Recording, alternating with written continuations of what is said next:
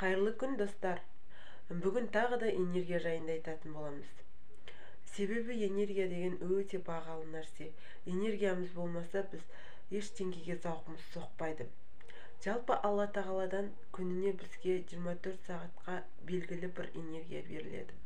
Біз оны оңды солды шашу мен керексіз нәрселерге бағыттау арқылы өзіміздің мақсатымызға жетер жолда сынып қалып жатамыз. Сол себепті энергияны қалай көбейтуіміз, сақтаймыз, сол жайында айтатын боламын. Ең бірінші, энергияны жұтатын нәрсе ол немқұрайлылық. Бірдеңені жасағанда немқұрайлы жасау. Мысалы, ерлі-зайыптылардың арасында бір нәрсені істеген кезде біреуіне ұнамай жатса, ол үндемей немқұрайлылық танытып, әйтеу үндемей жүре береді, келісіп. Ол да энергияны жұтады. Кешірім сұраймын деп, маған ұнамай тұр деп жауабын қайтару керек. Өйткені ол ашу ұза деп тыртысып анан нервісі ойнап үндемей жүре береді. Көп жағдайда солай.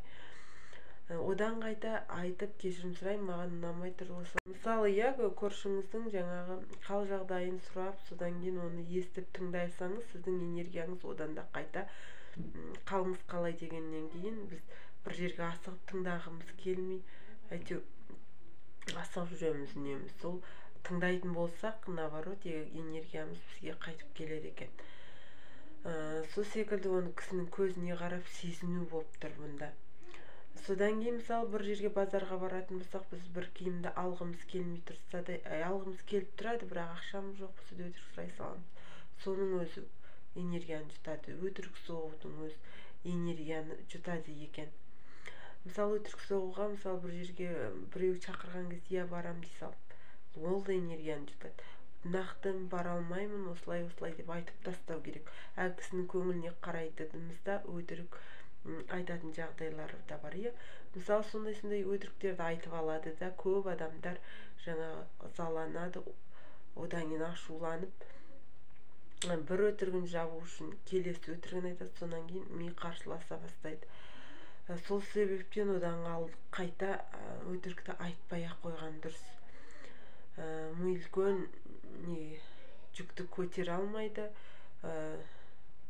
Өтірігің ашылғаннан кейін өзіңде энергияң түсіп кетеді, шаршайсың.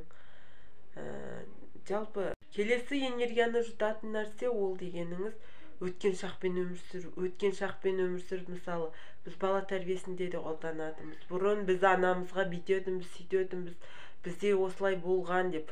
Ондай өткен шақпен айтатын, мысалы, адамдар бар. Тағы да үлкен кісілер айтып жатады, ойбай, кеңес өкіметі кезінде осылай еді, біз естігенде бүйтіп едік. Қазіргі заман бөлек. Қазіргі заман ағымы бөлек. Осы жерде, осы сәтте өмір сүру керек. Сонда қайта бізде энергиямыз көп болады. Ендігі энергияны түсіретін ол өсек айту. Өте өсек айту, сонан кейін бәдікшілік, көп сөйлеу.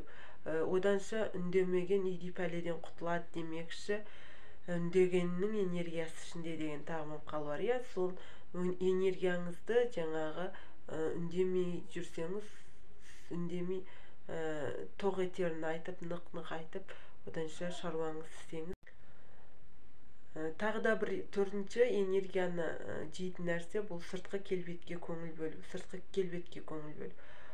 Кейбір адамдар бар, фотоға түскісі келмейді, аватарға фотоға салғысы келмейді. Ойбай, мына жер мынандай болып қалды, мына жер мынандай болып қалды, ойбай, мына киім маған жараспайды.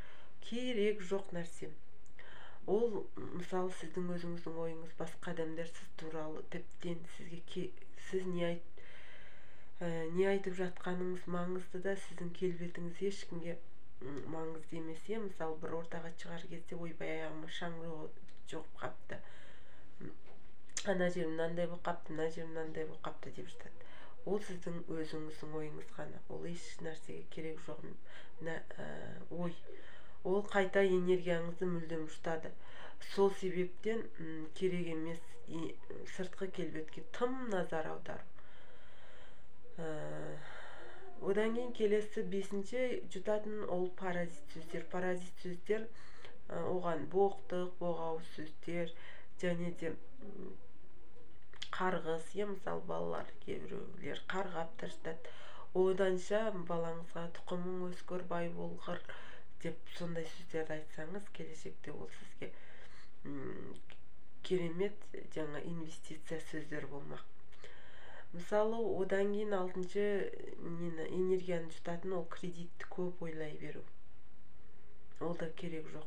Одан қайта сіз ақшаны қалай көбейтемін, кредитті қалай жабамын деп сол жақты ойлау керек. Оны қалай төлеймін дегеннен гөрі табысты қалай арттырамын, сол жағын ойлаған дұрыс.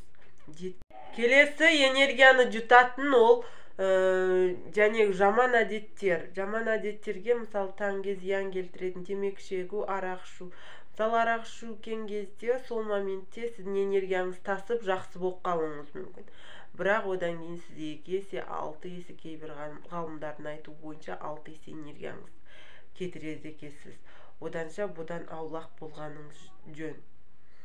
Келесі энергияны кетіретін ол аз ұйқы. Адам 8 сағаттан кем ұйықтамау керек. Және де кешкі 10 мен 2-нің арасы бұл кезде иммунитет көтеріледі, иммунитетің көтеріліп, жәнегі мелатонин гормоны осы кезде бөлінеді.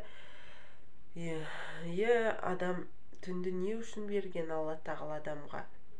Демін алсын деп берген.